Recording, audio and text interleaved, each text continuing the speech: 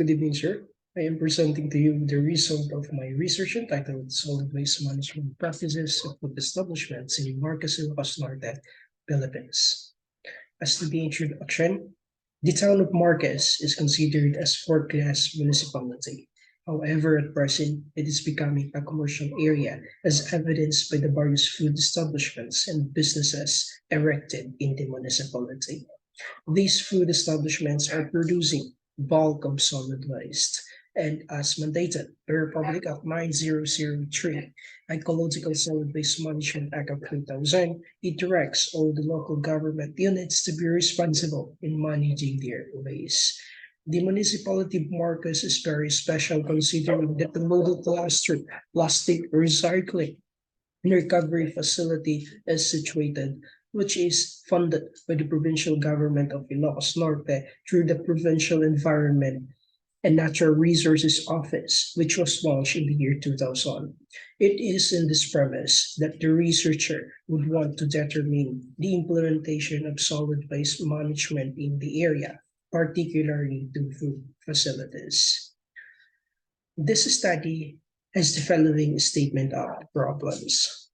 Number one, what are the types of solid waste generated from the food facilities? Two, what are the practices for storing solid waste in food facilities? Third, what are the solid waste management disposal practices adopted by these food facilities? And fourth, what are the challenges in the implementation of solid waste management program to food facilities? As to the research methodology, the research design used in this study is the mixed method approach. For SOP number 1, 2, and 3, the survey questionnaire and in-depth interviews were utilized. And for SOP number 4, in-depth interviews were conducted. Overall, the methods used in this research are the survey questionnaire, site visits or field visits, in-depth interviews, and data analysis. As to the population of the study, there were 80 respondents who participated in this research. 14 are market vendors, 19 are sari-sari store owners, 8 are mobile vendors, 16 are food cart vendors, 13 are eater personnel, and 10 are bakery personnel. As to the statistical treatment of data, frequency and percentage were utilized in SOP number 1 for the waste generated, SOP number 2 for the storage practices, and SOP number 3 for disposal practices. The SOP number 4 as to the challenges in the implementation of solid waste management was treated with the use of thematic analysis, particularly in vivo coding. As to the results of this study, Table 2 clearly shows that food waste has 88.75% and paper trash with 38.75% are the two most common types of biodegradable solid waste produced by these various food establishments. The majority of respondents indicated that plastics with 76.25% and glass bottles with 70% were the most common created non-biodegradable waste.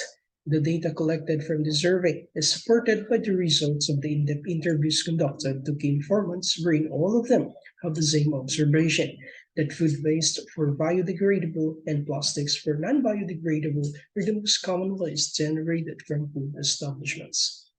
Similar to a campus study in 2016, food waste generated the most biodegradable waste, followed by paper and plastic waste. Additionally, the majority of the non-biodegradable garbage produced by food establishments in Talisay City were plastics. As to the results of the storage practices in Marcos, Ilocos Norte, plastic bags with 67.50% are by far the most common method used by respondents to store their trash and garbage, followed by closed containers with 36.25% and open containers with 35%. Parallel with the results of the interviews, all key informants have the same observation that food establishments are using plastic bags and closed containers for storing solid waste. Similar results were reached by Acanto in the year 2016 to his study, which found out that plastic bags were the most popular method of garbage disposal used by food establishments in Talisay City, Negros Island, followed by open containers and closed containers. As to the disposal of solid waste, of food establishments in Marcos Ilocos Norte, it is overwhelmingly noteworthy that the most common forms of disposing of waste, as reflected from the table, were recycling with 86.25% and selling to junk shops with 48.78%, followed by composting and dependent to municipal waste collector with 30%. As reflected from the data transcripts from the interview, it supports the findings of the survey that recycling, selling to junk shops, composting, and dependent to municipal collectors are being practiced by the owners and their employees of food establishments.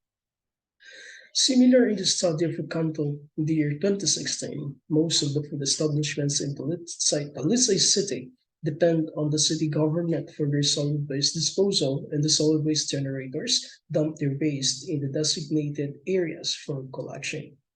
Inappropriately, there are few from the respondents whose garbage are discarded in some public places, with 2.50% and 18.75% among the respondents are still engaged in trash burning as a method of disposal despite the law forbidding it. The result of this study is the same with the Canto of 2016 that accordingly, there are 3.33% of food carts and 6.67% of mobile vendors dump their waste generated anywhere in Talisay City. As to the result of the challenges in the implementation of solid waste management of food establishments, here are the following results. First is the lack of discipline. The most common challenge is the lack of discipline, the individual discipline or the community discipline for the owners and employees of food establishments. Dumping of waste anywhere, burning of waste, then segregation of garbage at source, and putting the right waste at the trash bins all boils down to what we call discipline. Second is the lack of knowledge. Notwithstanding, with the efforts of the local government unit of Marcos through the Manor Office on information dissemination campaigns using IEC materials, lack of knowledge on the part of the owners, operators, and employees of food establishments came out as one of the challenges in the implementation of solid waste management. Third is the lack of equipment or facility. Transporting garbage from the source going to sanitary landfills and to other facilities for processes of recycling, recovery, and other purposes is part of solid waste management program. The efficiency of waste management is greatly dependent on equipment and facilities as well. However, in this study, it found out that there is only one garbage truck being utilized by the LG of Marcus and that the sanitary landfill is still in the process of establishment. More so, the model cluster plastic recycling and resource recovery facility has not yet started operating since its inauguration in the year 2020. Finally, lack of manpower as the fourth challenge. Manpower is equally important to equipment and facilities, as the latter will be useless without the former. The proper implementation of Public Act 9003, known as the Ecological Solid Waste Management Act of 2000, lies down to personnel. It revealed from this study that there are only 8 employees of Menro in Marcos Ilocos Norte, and that the plantilla position for the head of Menro is still vacant, and only designate officer in charge was appointed. Based from the following findings, here are the recommendations that the researcher is humbly offering.